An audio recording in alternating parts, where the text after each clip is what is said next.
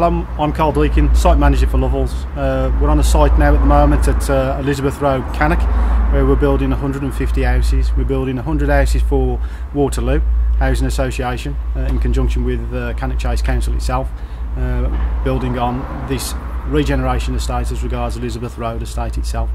There was originally 100 houses on the site itself which have been demolished to make way for the new 100 Waterloo houses itself, and obviously 50 houses that Lovells are going to be doing for sale within the scheme itself as well.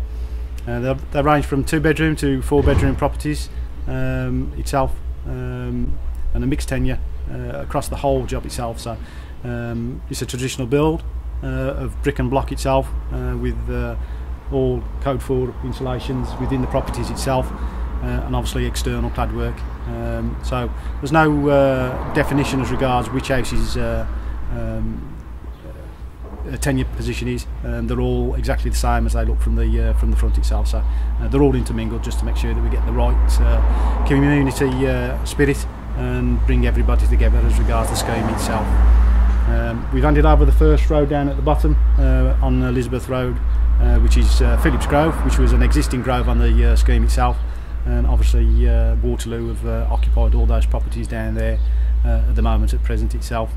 We're near Cannock Chase itself, which is just a stone's throw away, so there's a good aspect as regards the children and the families being able to get out and go over onto Cannock Chase itself for walks, riding the bikes and doing things as they want to, as their leisure itself.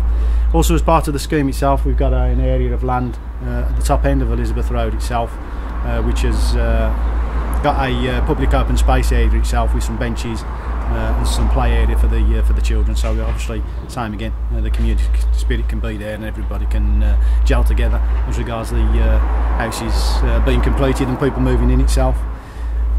The scheme itself, obviously, because we're working within the Cannock area itself, we have an initiative where we take on apprentices.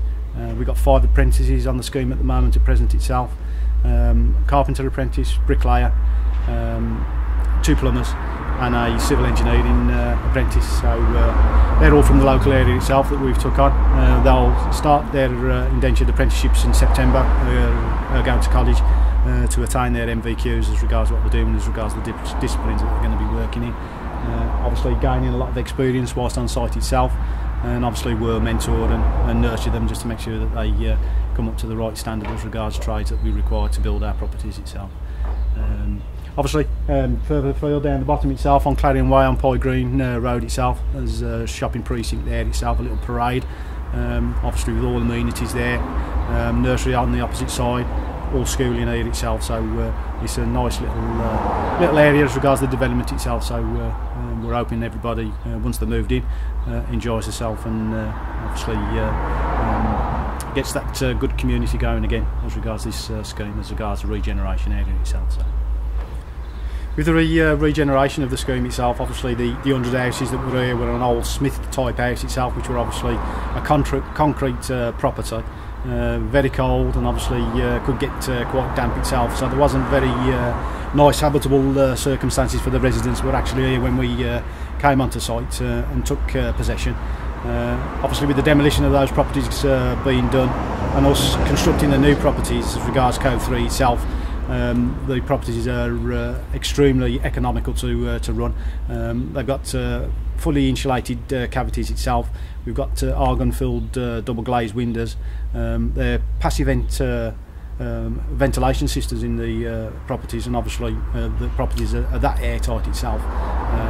Keeps everything to a optimum temperature level within the property itself.